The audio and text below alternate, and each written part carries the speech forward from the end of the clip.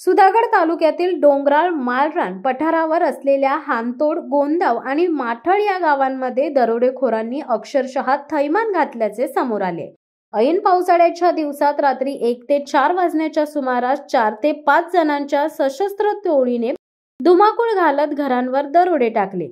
या टोळीने कोयता आणि तलवार सदृश्य शस्त्रांचा धाक दाखवत घरातील सोने, रोकड, बँक पासबुक आणि चेकबुक असा मौल्यवान ऐवज लंपास केला। या घटनांमुळे गावकऱ्यांमध्ये प्रचंड दहशत पसरली असून स्थानिक पोलिसांनी तपास सुरू केलाय।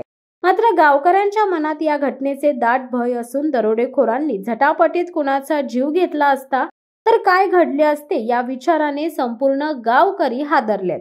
गोंदाव, हातोंड आणि माथळ या गावांमध्ये सशस्त्र दरोडेखोरांनी एकामागून एक घरांना लक्ष्य केले। गोंदाव येथील एका घरात चोरी करून दरोडेखोरांनी हातोंड गाव गाठले।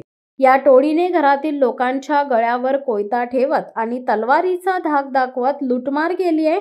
हातोंड येथील चव्हाण कुटुंबियांच्या घरात देखील दरोडेखोरांनी लुटमार केली आहे। याच दरम्यान गावकऱ्यांनी तात्काळ जांभूळपाडा पोलिसांना माहिती दिली आहे। मात्र पोलीस घटनास्थळी पोहोचण्यापूर्वीच दरोडेखोर पुढच्या गावात दरोडा टाकत होते, ज्यामुळे पोलिसांना त्यांचा पाठलाग करणे आव्हानात्मक ठरले। घटनास्थळी पोलीस उपअधीक्षक शिवतारे, पोलीस उपविभागीय अधिकारी रवींद्र दौडकर, वाली पोलीस निरीक्षक हेमलता शेरेकर तसेच स्थानीय गुन्हे शाखेच्या टीमने भेट देऊन तपास सुरू केलाय। ताई, काय नाव आपलं आणि एकूणच मध्यरात्री जो हा थरार घडलेला आहे चोऱ्यांचा आणि अतिशय वेगळ्या पद्धतीच्या चोऱ्या झालेल्या आहेत, काय वाटतंय तुम्हाला? नाव काय तुमचं?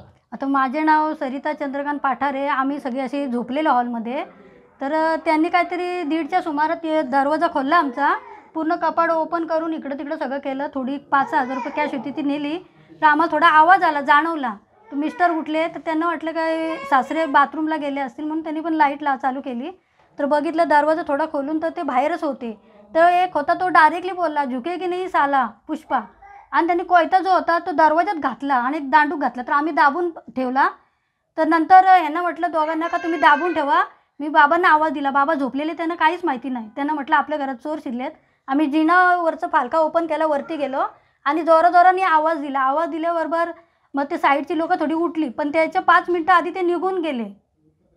काय मनामध्ये सध्या भीती आहे? भीती आहे, कारण कसं आमच्या गावामध्ये कसं डोंगर भाग पडतो ना, लाईटीची व्यवस्था नाही आहे पोलावर, आणि रात्री असे 10, 11, 12च्या दरम्यान म्हणजे पोलीसची गाडी राऊंडला यायला पाहिजे हो। कशी लोक दुर्लक्ष करतात ना, असं होतच राहील हो। लोकांनी थोडं लक्ष द्यायला पाहिजे माझ्या मते। आई, काय नाव तुमचं आणि नेमकी काय घटना झाली रात्री मध्यरात्री? रात्री ते शोभा संभाजी वाघमारे, रात्री आम्ही झोपलेली, आम्ही 3च, म्हातारी ना आम्ही 2 जण, आम्ही झोपलेली ना, हे रात्रीचं आलं ना, एकदम दरवाजा खडखड उघडला। तर मी बोललो का कोण आहे? तर माझा आलं धावत ना, माझा तोंडच दाबला आणि कोयता ठेवला मानावर। मग मला काय सुचत नाही, मला बोलायला पण नाही, यांना काहीच नाही। आणि मग बघते तर ह्यांच्याकडे 2 जण आले, तिकडे कपाट उघडला, तिकडे एक जण टी व्ही जवळ, आणि मी त्यांना बोलतोय काय अरे काय करता, काय आहे आमच्याशी? मला बोलतं चिबच नाही तर कापून तुला। कधी गेले ते घरातून बाहेर? ते अर्धा 1 तास होतं घरात।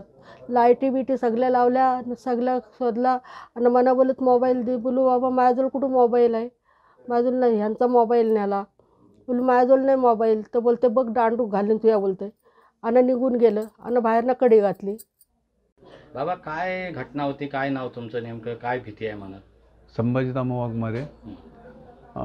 रात्री 8च्या दरम्यान हे लोक म्हणजे 5 लोक आली आणि त्याही काळे कापड घातलेले होते, मास्क पण काळेच घातलेले होते, टोप्या पण काळ्याच होत्या, आणि त्यांच्या हातात कोयते होते, आणि त्याला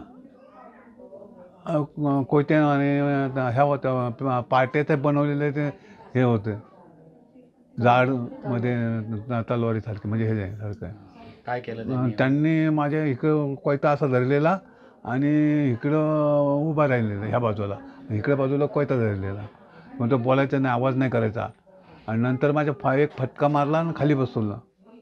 मला हे उचलायच्या पाठीमागे लागले, म्हणजे बिछाना उचलायला लागलं, ते संपूर्ण खोलणं।